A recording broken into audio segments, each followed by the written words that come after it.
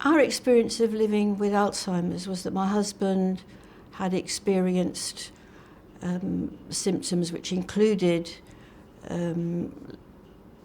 confusion around things which shouldn't have confused him, difficulties with work, problems with finding his way, a whole series of symptoms which ultimately led to investigations, and he received a diagnosis in June of 2010 that he had most likely young onset Alzheimer's disease. We all had to adapt to a different reality post the diagnosis, knowing that this was certainly a life-limiting disease, and one where Tony was going to need an awful lot of support. Our strategies for achieving that changed over time. I was very fortunate because we've got two sons who were young adults at the time. They were one at university, one just about to go to university. They were hugely committed to being involved in their father's care and to spending as much time with him as they could. And in the early stages of the disease, we did what we could to cram as much in terms of travelling and having some fun and the things that we'd been looking forward to. As things progressed, it became more difficult. I gave up work completely, and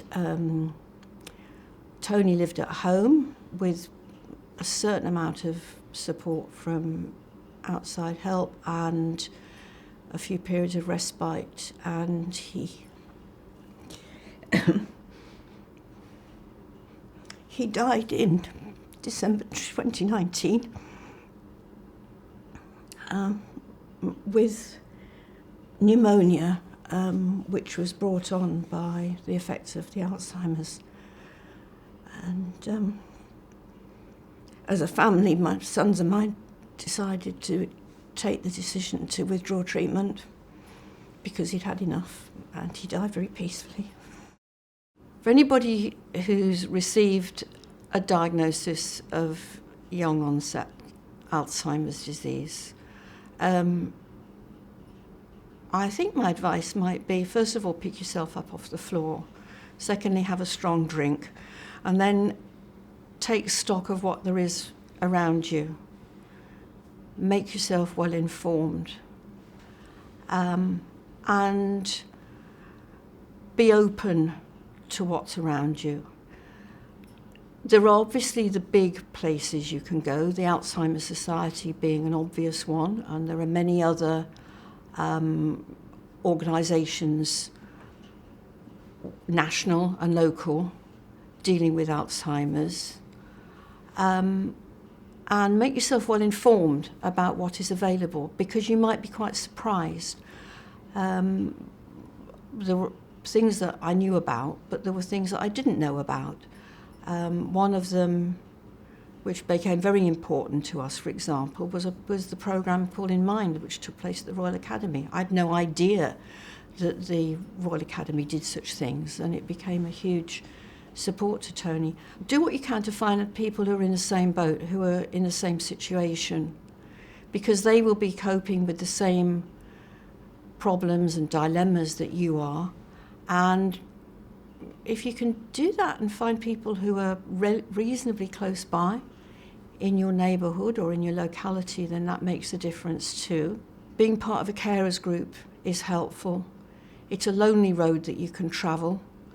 And I think that the support from other people in the same boat who really do understand what you're going through makes a difference.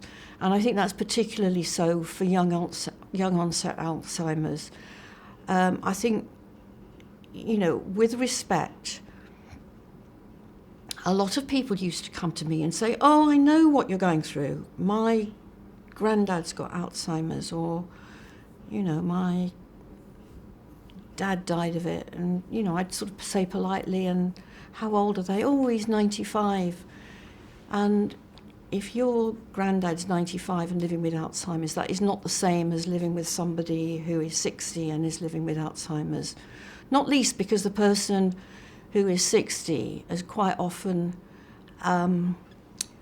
fit, healthy, active in other ways, has hit the barrier of having to give up work quickly and so on and so forth. It is a very, very different experience. So do what you can. And that obviously is one of the things that we're hoping to achieve through establishing the young onset group as part of the rare dementia support group here.